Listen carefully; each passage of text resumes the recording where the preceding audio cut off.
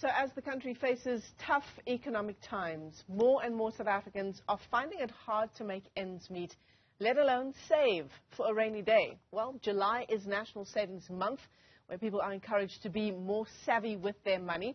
So to give us more practical tools on how to save, even in these challenging times, is the head of product money management at FNB. That's Ester Ochse, who joins us via our video link this morning. Esther, it's great to speak to you. And yeah, I mean, even just the introduction to this chat, I think people will be thinking saving is the last thing on my mind.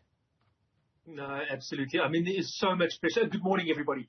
There is so much pressure on the consumer at the moment. I mean, we've got the fuel price that's increasing. We've got Eskom that's busy going up as well. Interest rates are busy rising. So there really is quite a bit of pressure on the consumer. But it's still, even if you do it as small as $50 or $20 a month, it is very important that one starts on that savings journey earlier rather than later. What are the dangers of not saving? For example, if I do find myself in a difficult position in my life, whatever it might be, employment, health, an issue with my living space, my geyser has burst, for example, what are some of the dangers of not having any money to cushion the blow of that? No, 100%. And the guideline there is to have sort of 3 months worth of income available as an emergency savings. And I know it sounds like a lot. So if I can say, aim for at least 1 to 3 months worth of emergency savings. And it's exactly what you spoke about there. It's that unexpected expense. It's the geyser that bursts. And that happens because it happened to me during lockdown.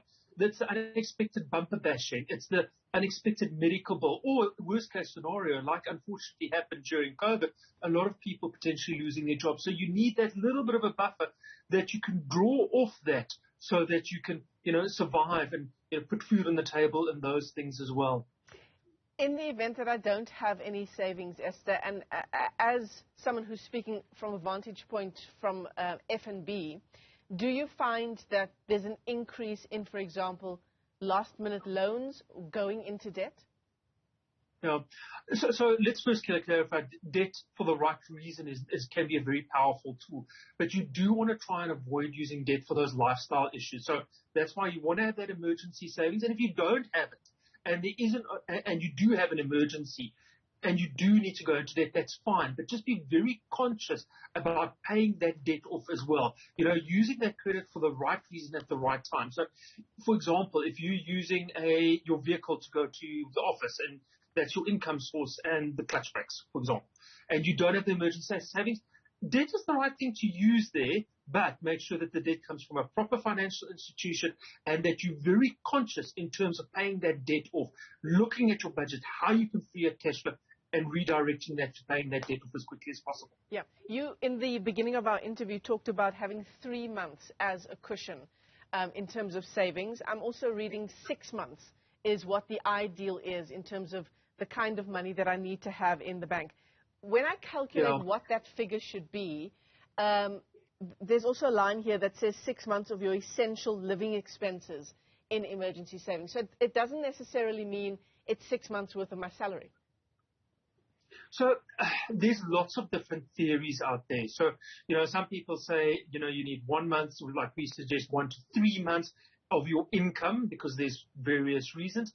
And then, somewhere like America actually even goes as far as having 12 months worth of emergency savings. You need to find out what the best solution is for you. And I mean, we've seen the savings stats out there. South Africa is traditionally a very bad savings culture, firstly. And second of all, there's not a lot of savings out there. So just start with that very first little step of getting that 1 to 3 months. And if you can build it up to 6 months, awesome. But also don't forget about your longer term goals as well. You don't want to have too much cash around. You want to make sure that you keep pace with inflation in your longer term saving and investing.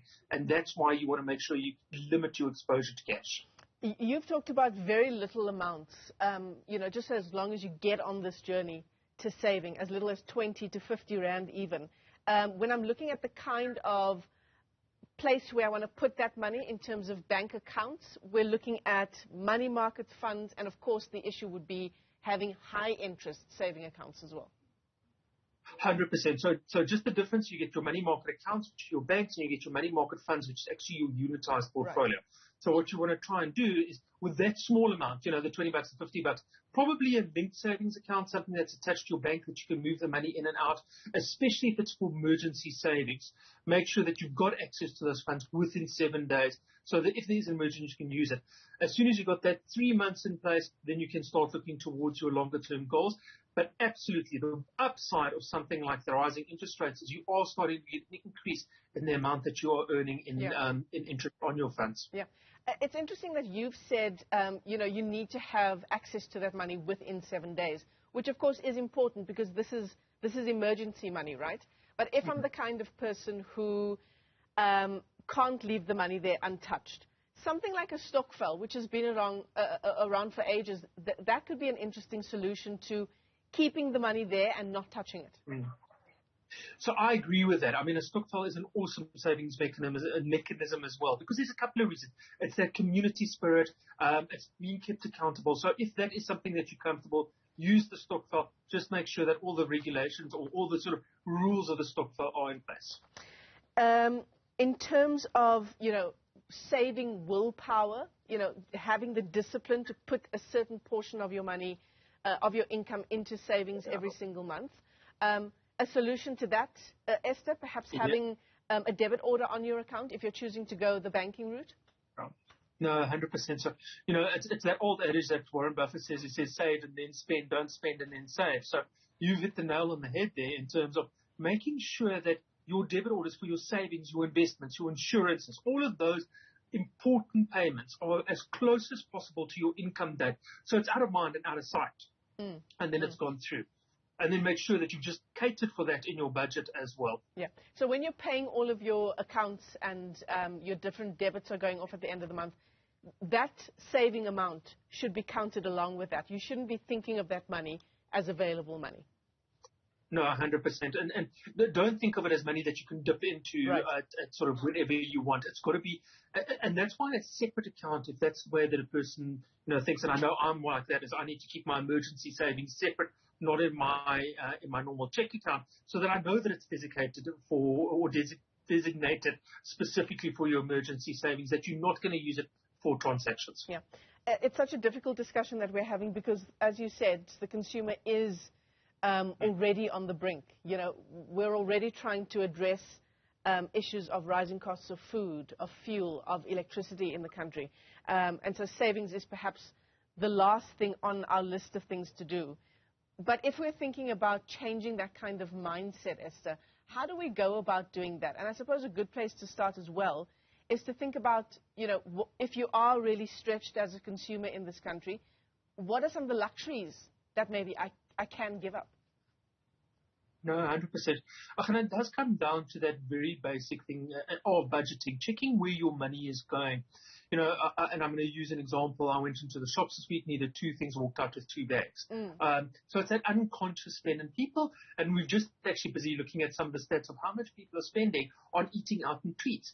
And fundamentally, where one can start and seeing where you can free up cash flows, quick things is track your spend for a week, for a month.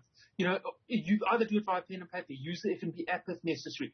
Make sure you know exactly where your money is going, because it is that unconscious spend. And then on the back of that, see where you can free up cash flow. Look at your bank fees. Make sure that you're not paying too much on your bank fees. Make sure that you're not sort of drawing cash at till as opposed to another bank's ATM if possible. Small tweaks. As I said, even $20 a month is 240 Rand a year. It's still something that you can start in your savings journey. Yeah, that takeaway coffee that you get on the way to work. Some great advice there. Ester Ochse, let me thank you for your time this morning. Head of Money Management at F&B, joining us this morning as we reflect on July being Savings Month.